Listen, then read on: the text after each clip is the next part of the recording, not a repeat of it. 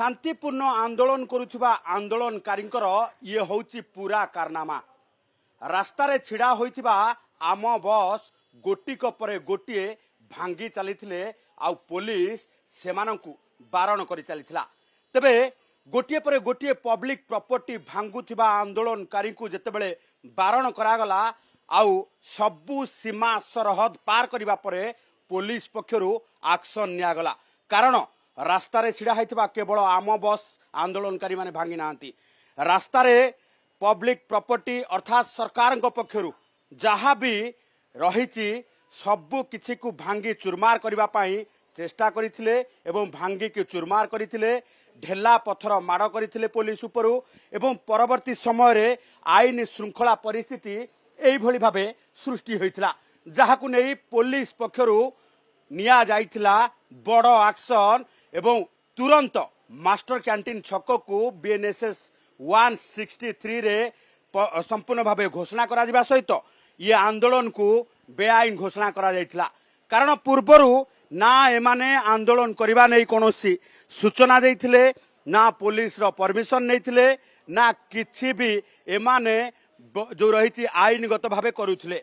गोटिए पर गोटिए बेआईन कार्य करुथिबा ए आंदोलनकारी उपरे पुलिस जेतेबेले एक्शन नैछि सेतेबेले पाखापाखि 50 रु ऊर्ध्व आंदोलनकारी को गिरफ करा जाइछि। सेमानक उपरे लाठी माड़ करा जाइछि एवं एपरिकी पानी माड़ करा जाई आंदोलन को भंडूर करबा पई पुलिस पक्षरु चेष्टा करा जाइछि।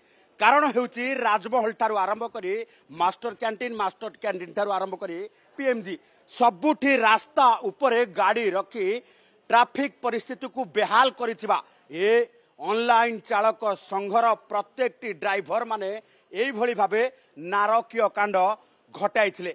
ये देखुथिबे जे सरकार ये आम बस सेवा जहाँ राजधानी समेत पाखापाखि 6टी सिटीर लाइफ लाइन पलटि आज राजधानी यही भावे 14टी आम बस को भांगी रुजी चुरमार कर देइछंती आंदोलनकारी। शांतिपूर्ण उपाय आंदोलन करुवा कहूथिबा बेले ये होउची से शांतिर प्रतीक।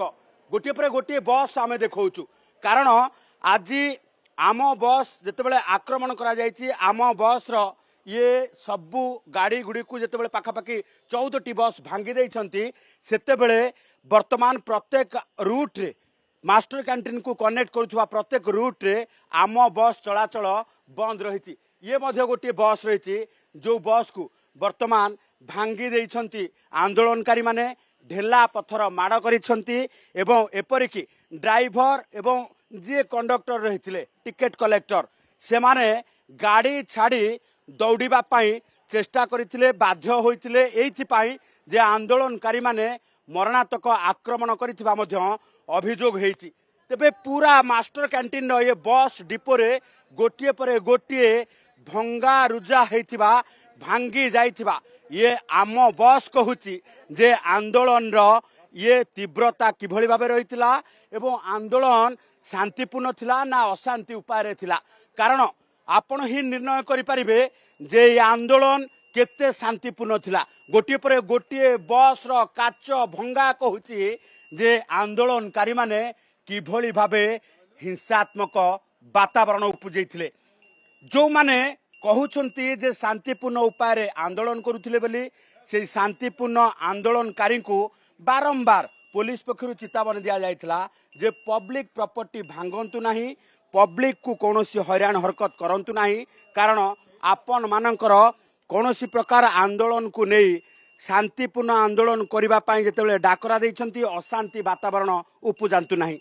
किंतु आंदोलन धीरे धीरे जेते आगो को जाउतला सेही समय भितरे आंदोलनकारी ये जो रही रोषर शिकार होते यात्री माने परवर्ती समय आम बस को गोटे पर गोटे आम बस को संपूर्ण भावे भांगी देइथिले। एपरिकी गोटे पर गोटे गाड़ी रु मध्य प्रेशर खोलिबा आरंभ कर देइथिले। केवल काच भांगी नथिले गाड़ी रो प्रेशर खोली देई रास्ता जाम करबा पई संपूर्ण भावे ये चेष्टा करा जाइथिला। तेणु यही भली भावे पाखापाखि 14टी आम बस भांगी देइछंती आंदोलनकारी माने, जहाकु नै वर्तमान सीसीटीवी वीडियो ठारू आरंभ करी विभिन्न वीडियो जांच करुची पुलिस कारण को आंदोलनकारी केते हिंसा घटैछन्ति सेही भली भाबे सेमानक उपरे कड़ा कार्यानुष्ठान हेबो आ जो माने भी गाड़ी रखी रास्ता उपरे आंदोलन को ओल्हेइतिले सेमानक गाड़ी को जबत करा जिवो बोली डीसीपी पक्षरु सूचना दिया जायछि। भुवनेश्वर मास्टर कैंटीन आम बस डिपोरु कैमरा पर्सन अनंत चंदन पाइकराय ओटीवी।